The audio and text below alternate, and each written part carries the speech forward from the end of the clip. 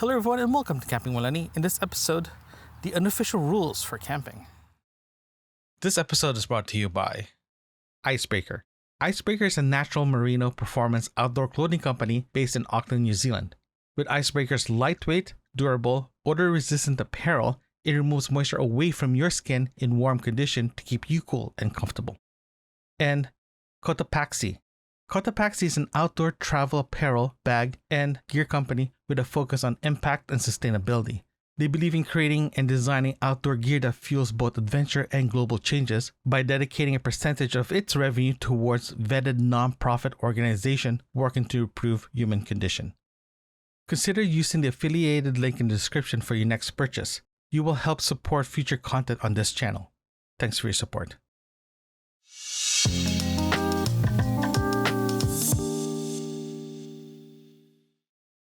So you decide to go camping, and you've been bombarded with the official rules and regulations of camping, and the rules that you need to follow when you get there, what not to do, and all that good stuff. But today we're going to go through the unofficial rules that I and everyone else follows. And these rules are very simple, it's very straightforward. Some of them are very common sense, but they pertain to different type of camping, from everything from car camping to campsite tent camping, all the way to backcountry and RVing and van life, or you name it. It's the unofficial rules. So if you talk to all campers out there, they actually follow this. They have the same similar unofficial rules that they follow. So let's start. Number 1, keep your site clean and tidy. Pretty self-explanatory. So when you leave the campsite, or after you're packing your campsite, try to leave the campsite clean as possible. Pick up your garbage, toss your garbage. If you have unburned wood, put it in the side so the person that's going to take the site after you will have extra wood that they can use, all that good stuff. So keeping your tent, your campsite clean as possible after you leave, it's a courtesy. It's a nice to do for the next camper, because you don't want to go to a campsite that's dirty and there's like garbage all over the place and you have to clean it up before you start setting up. It's just hassle. It takes away time from your enjoyment of camping, because you need to tidy it up because the person before you didn't tidy it up. But then you have the opportunity to clean up the site before someone else comes in, so they can enjoy the same benefits of having a clean site. Number 2, do not disturb other campers by being noisy and too much light. It's kind of weird saying that, right? So, in other words, if you're going camping, the benefit of going camping is to unplug yourself, put yourself away from the city, making sure the things that you want to do is like technology free. So having a very noisy campsite or neighbors, it's not very fun. So keep your noise into minimum as possible. So if you're having a conversation, laughing, that's fine.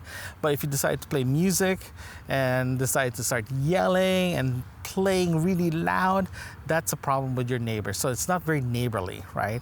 And it can be very distracting, especially in the middle of the night and you're sleeping and all that good stuff. So with that said though, make sure when you go camping, minimize your noise as much as possible. So especially if there's a noise curfew, some provincial parks in Ontario does have a noise curfew, and I believe some campsites, even private or in the US or in Europe or whatever, you do have noise curfew. So try to follow that as well too. The other one that I mentioned as well is light. Try to minimize your light on your campsite. If you have a USB lamp or headlamps flashing around, that's fine. But if you have floodlights, then that becomes an issue. It means you're distracting your other campers from other sides, having this glow on the distance or next door. It's just very distracting itself. So try to minimize that as much as possible. The rule of thumb is, if you have a red light, use the red light, because it actually helps in the distance. You don't see it as often, you don't see it as much, but in when you get close to it, you can still see your light. If you watch my last camping trip, I put a lamp out, like a USB lamp, outside my tent. I put that on if I'm going out at night to go to the bathroom or anything like that. But there is a red light setting just to keep it low as much as possible. So from this distance you can still see it, but at the same time it's not very distracting. Number 3, take care of your pets and keep them under control. I'm a pet lover. I have a cat. I love my cats. I love my animals. But at the same time, you have to keep them under control. I'm a big firm believer of bringing your pets to camping. I wish I could do that with my cats, but unfortunately I can't. But if you plan to bring your dog or your cat or any animals to the campsite, just make sure that they're aware that they can't bark. They can't be barking every day, every night, every hour, all night. You have to keep them under control itself. Also, you have to be aware as well too. This is actually going to number 4 in the list itself. Respect the wildlife. If you bring your pets with you, please don't let them try to go run chase a raccoon or a squirrel or a chipmunk, or some places deer. So try to keep them under control. Respect the wildlife, so at least you keep them under control. So that's number 4. Respect your wildlife. So it intertwine each other. So make sure that that you keep your pets under control. Be one with nature. Let them run around, but at the same time keep them in check. So just be aware of that. Number 5. This can be very, what's the best way to describe this? It can be very controversial, but it is a very good rule to follow, is don't try to talk to your fellow campers while they're setting up. The reason why is this. If they're setting up and you're having a conversation with one of your fellow campers, and next thing you know, you're the camper that's talking to you. Okay, let me phrase this again. You're setting up. Let me start over again. You're setting up, and your neighbor's talking to you, right?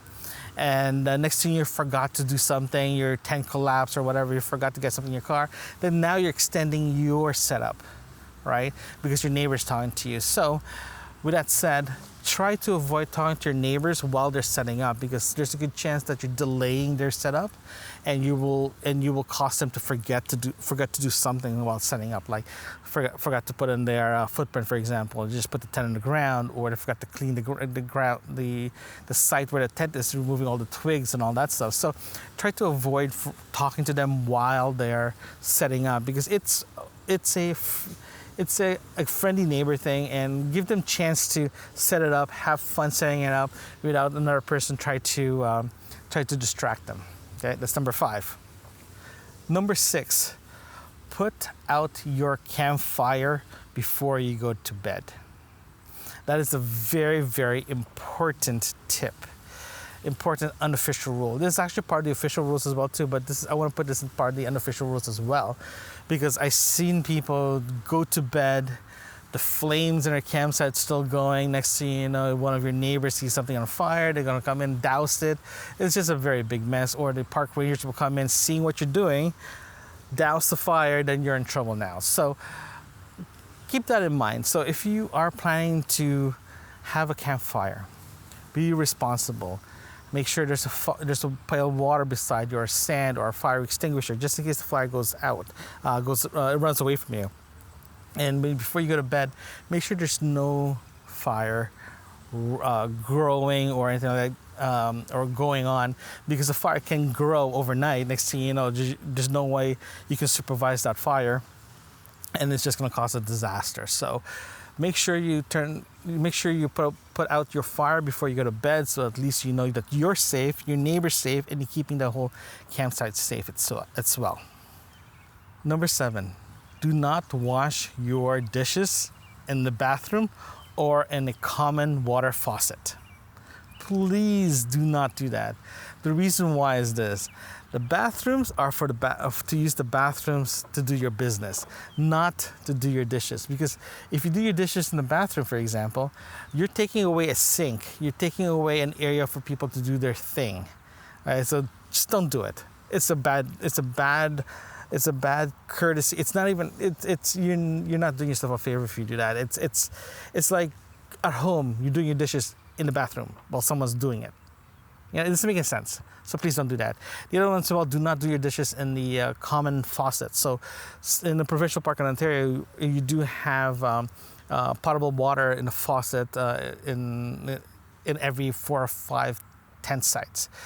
That's there for you to grab water, bring it back to your site to do your pots and pans or to cook with or whatever. It's a potable water, right? So don't bring your dishes there so you can do your dish. Don't bring your dirty dishes there so you can wash it there, because again, you're contaminating that site. You're contaminating it with food particles. Now you have ants, you have your wildlife going there. Now people can't use it to get some water. So please don't do your dishes in the bathroom and in the potable water stations, okay? Number 8. This happens to me a couple of times already and it drives me crazy. Do not cut through someone else's campsite. Please don't do that. So this is how it works. You have your site. You have your beautiful site you set up.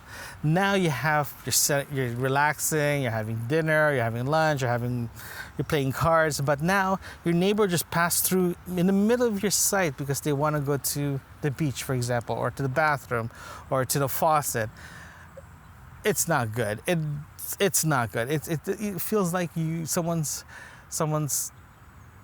going into your personal space. You know, it's not very good. Don't do it.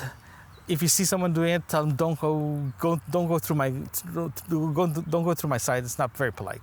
So please don't do that, because it's not very good. It's not very courteous. It's not courteous. Just don't do it. Number 9. Do not leave machineries running. So that means don't leave your generator running all day, all night. Don't let your air conditioner run all day, all night. Don't let music play all day, all night. Anything that makes noise constantly that reminds them of the city, don't do it. If you're going to use it sparingly. There are designated sites that you can use generators and air conditioning just to make your camping experience better.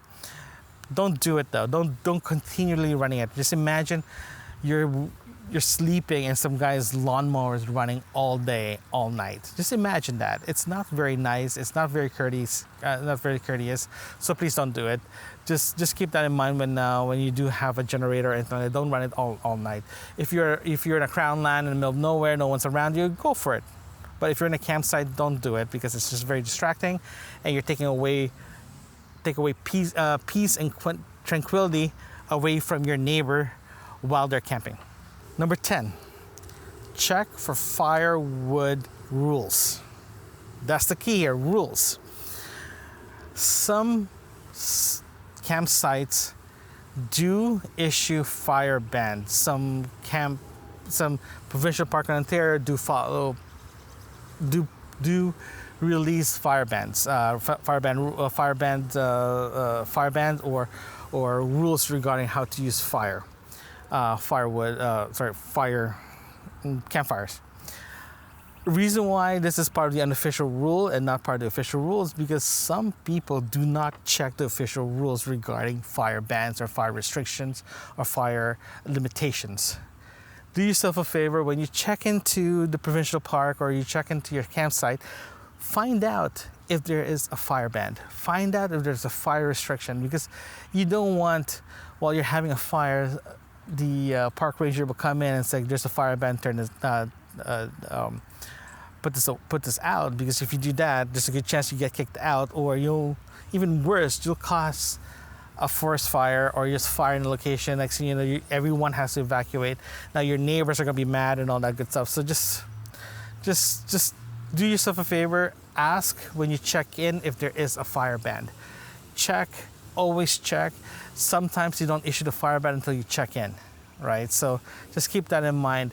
The park rangers or the park wardens and rangers are very good about telling people there's a fire ban starting tomorrow if you're already camping. So just follow those rules. Ask. Don't forget to ask. Ask is good. Okay. The reason why there's unofficial rules out there, because if you end up listing all the rules of camping, your list is going to be so long, it's just ridiculous. So what they do is they provide you the most common rules that you can and cannot do in a campsite, but there's professional courtesy of camping rules that you need to follow. That is the unofficial rules. So talk to your friends, talk to your family, Talk to your buddies to see if they have rules that they follow when they go camping for the first time, especially when you're going out for the first time.